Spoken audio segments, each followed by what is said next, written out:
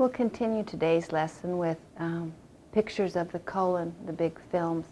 And again, in talking about the various positions today, I've started from mouth and we're going into the large bowel. But if you're going to combine these and the large bowel is included, you will generally do the large bowel first so the colon can empty out and then you can see the other structures.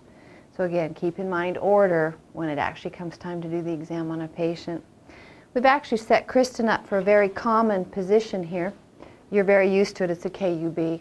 Patient is AP, not rotated. Iliac crest is to the center of the film, and the MSP is to the center of the film. You do use a right marker, ID to the bottom. This would be an AP, simply a KUB. I want you to keep in mind when you do colon exams that most of the pathological conditions will occur in the distal area, the sigmoid rectal area. So it's very important not to clip the anus, okay? Even with a tall patient, you will do iliac crest to the center of the film. You want to include the rectum. It's okay if you clip flexures because you're going to be doing oblique positions for the purpose of opening up those flexures.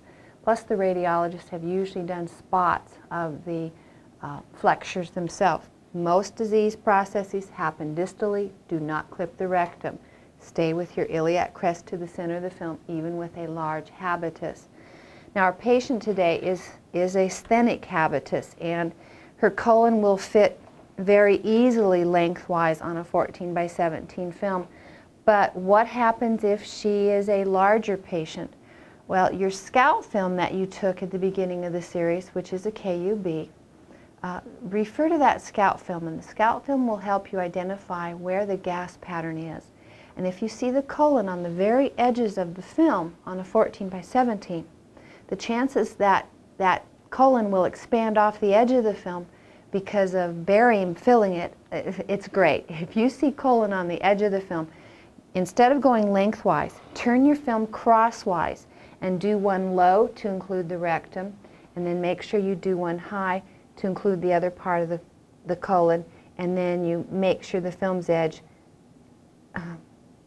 covers each other so you don't clip each other, so that overlaps. So you may be doing these crosswise, but the body habitus will be a decision, and your scout film will help you make that determination. Scout film also serves a good purpose on evaluating your density and contrast levels, and it helps to determine if the patient was able to evacuate the colon adequately, removing fecal material so the doctors can see have a good examination of the colon. The physicians will usually let you know if the patient's cleansing was adequate or not, but you know how to tell fecal material from gas. Gas patterns are the solid black areas, fecal materials are that mottled appearance. But the radiologist will let you know if the patient has cleaned out enough to proceed with the exam. So scout film is just like an AP. It will let you know if you can do these lengthwise on one film. It will also let you know if you need to do two on a crosswise mode, one high, one low. Okay, both obliques I'm going to demonstrate. Sometimes the protocol calls for one oblique, sometimes both obliques. I'm only going to demonstrate posterior obliques, but you may run across anterior obliques. The criteria will be the same that we're going to discuss now. I'm going to change film, so I have a new 14 by 17. And the enema tip and cord is still connected with the patient. So it's logical for me to do my RPO first and then do the LPO into the left lateral mode, etc. Okay? So we're going to reach your arm across, bend this knee, and just have your patient roll like a log. It's not a good idea for you to tell the patient to turn up onto their right side. They tend to curl up, and then you have to straighten them all up again. Bringing their arm across, bending this knee, and rolling them like a log will actually save you time. We're going to center the colon to the center of the film. That means it's approximately a couple inches off of the ASIS.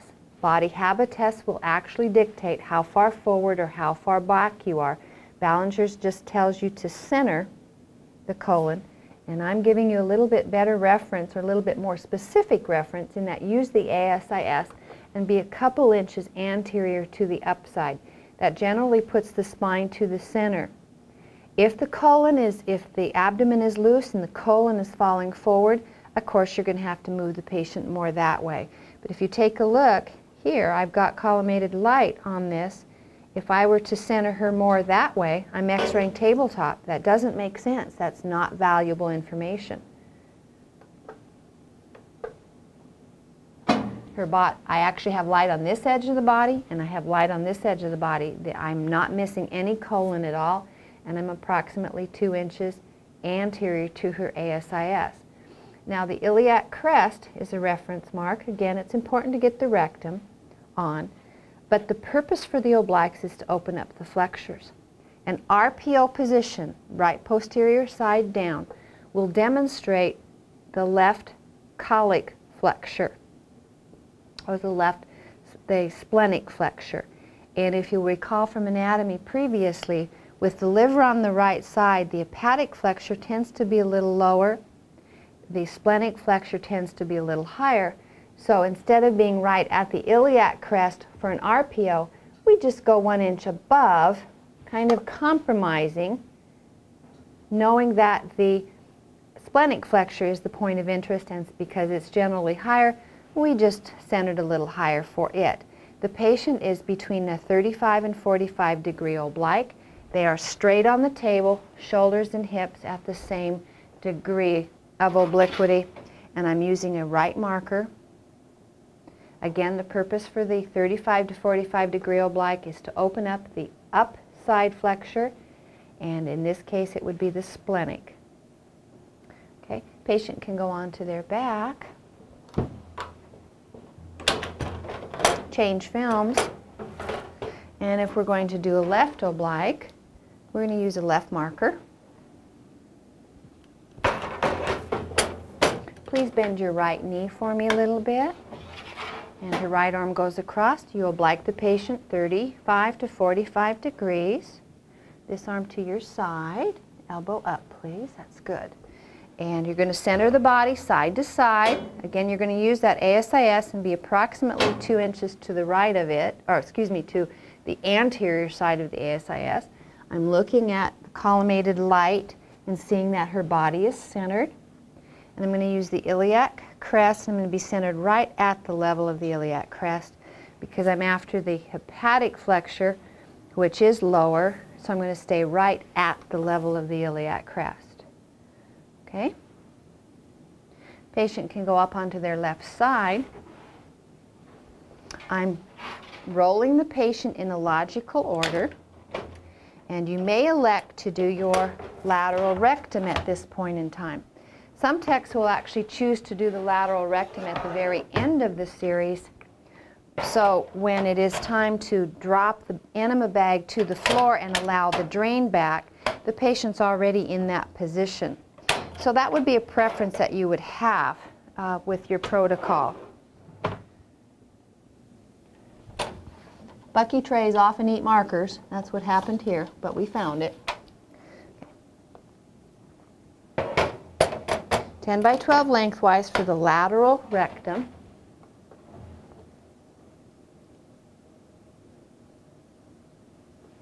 Patient needs to be in a lateral position, straight on the table, shoulders and pelvis lateral. I'm going to find the iliac crest, and the film's edge is going to be approximately 1 inch above the iliac crest. Very similar to a lateral sacrum coccyx. The crest is 1 inch below the film's edge.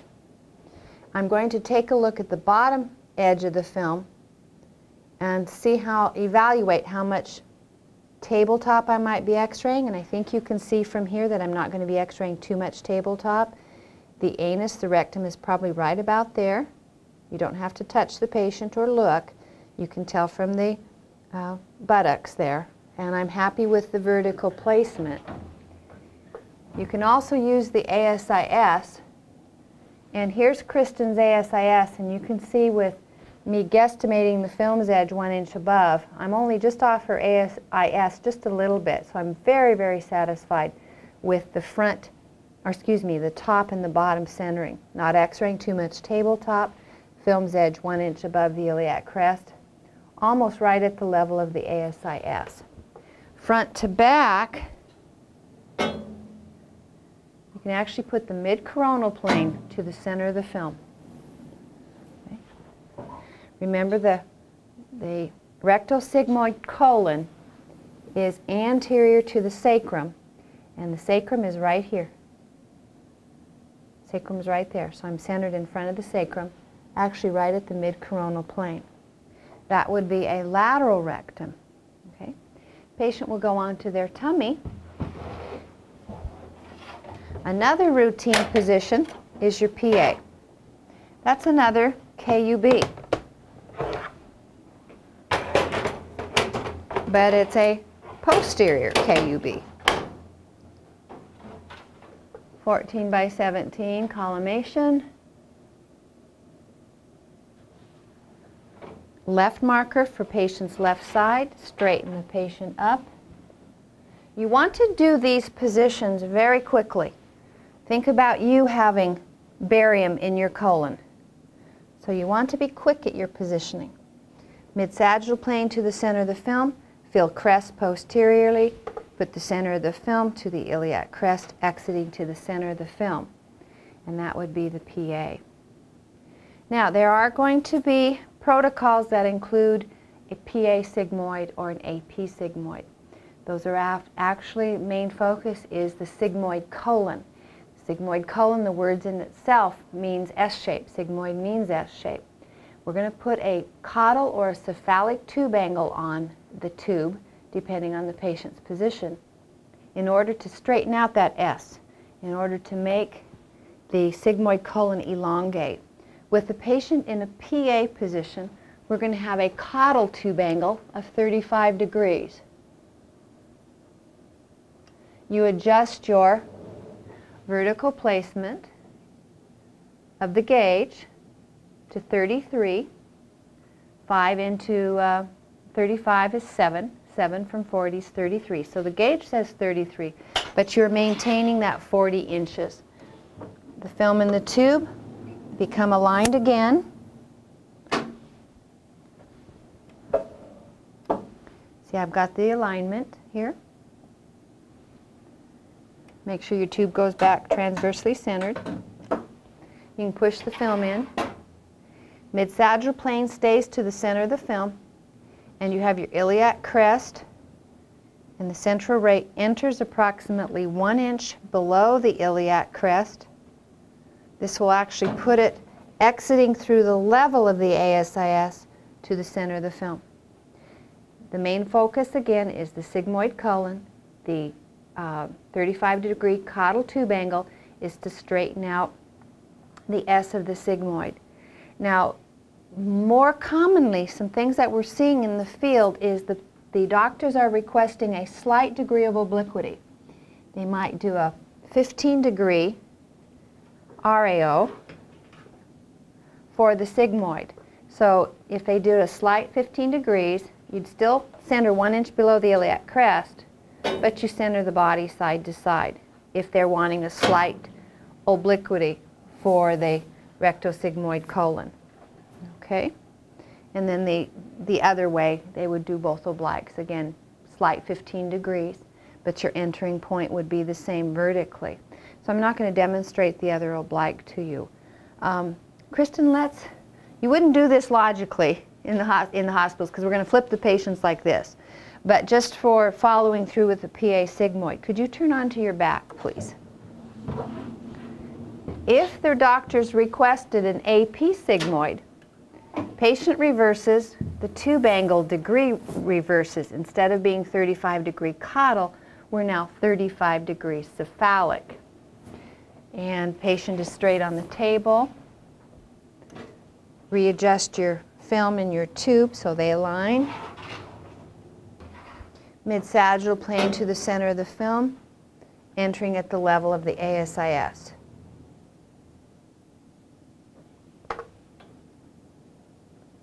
Okay, mid-sagittal plane is to the center of the film, entering at the level of the ASIS. This would be an AP sigmoid but the doctors may request a slight oblique again, just very slightly.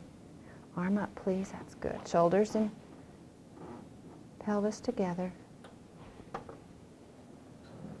Readjust your side-to-side centering, and then come in at the level of the ASIS again.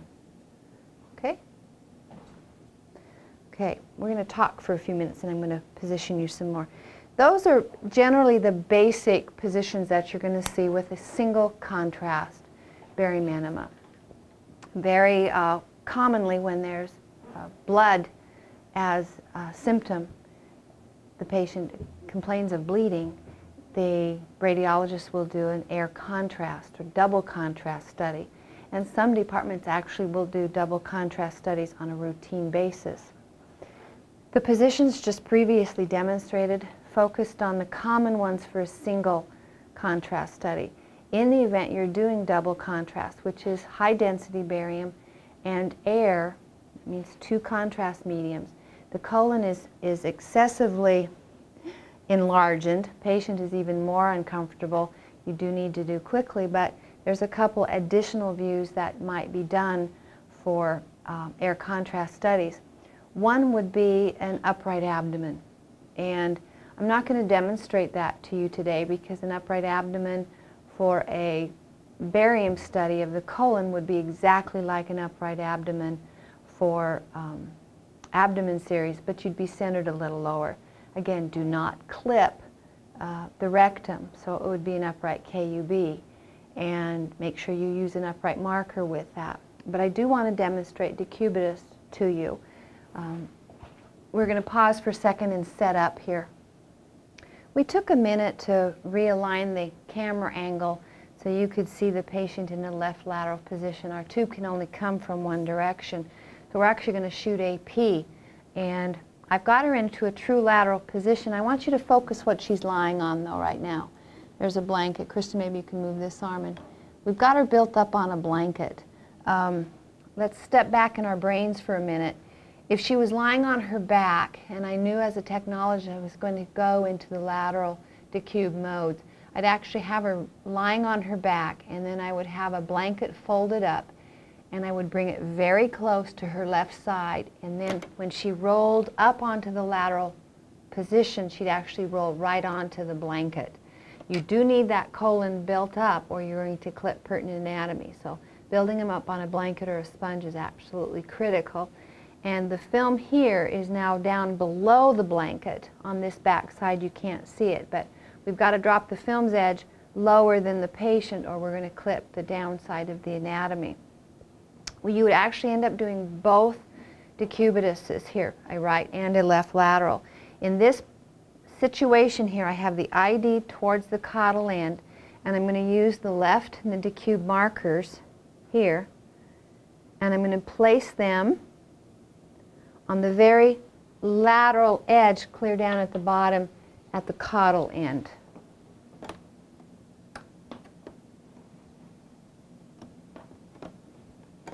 I have 40 inches SID, measure with a tape, this way. You know how you measure that way, 40 inches. She's in a true lateral position. I have the iliac crest to the center of the film. Kristen, can you reach the collimated light? There you go. And I'm to the center of the grid this way, 7.5 inches up. And I've collimated to the field edge here. And this would be a left lateral decube. Very similar to an abdomen decubitus, but I have the patient built up on a blanket. And colon work, very similar to a lot of the other positions that you've used, but we are using a high KVP technique throughout all of the GI series here. High KVP technique so we can penetrate the mucosal lining. I'm not going to demonstrate a right lateral, but you would have to reverse things and again have her roll up onto a protected sponge. I am going to demonstrate going to put the patient into a prone position because sometimes you will be doing a decubitus for the lateral rectum. So we're going to let Kristen go onto her tummy, and she doesn't need the sponge now for the lateral rectum because the actual rectum will be up off of the cassette. And I'm going to switch to a 10 by 12. Use a grid.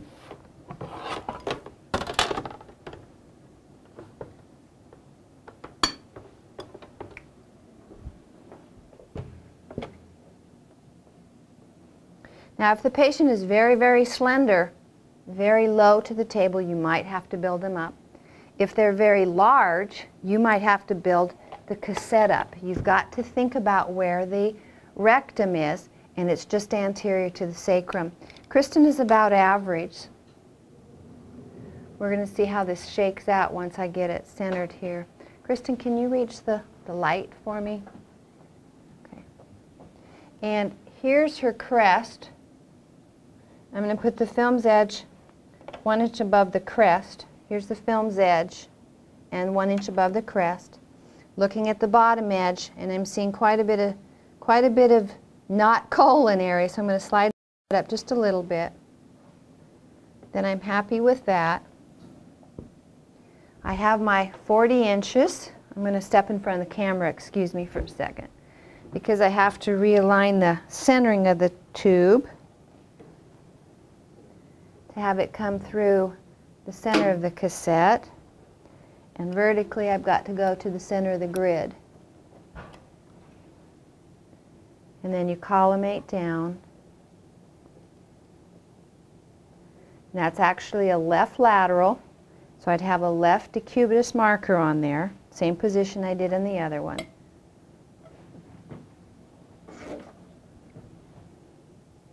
And this would be a decubitus for the rectum. Again, you've got to use some common sense. If the patient is large, you might have to move the film up. If the patient is tiny, you might have to build the patient up. The mid-coronal plane will be approximately to the center of the film. And 40 inches SID, appropriate collimation. Those are the various positions for a colon exam. When you're done with the procedure, the patient will go to the restroom. If they're able to walk, get them to the bathroom as soon as possible. If they're not very mobile, it's a great idea to allow some of the barium to drain back into the bag until the patient is mobile, safe enough to reach the bathroom and empty the colon. Most doctors will ask for some type of post-evacuation film. Might be an AP, it might be another sigmoid, might be another oblique. So we've shown you the various positions.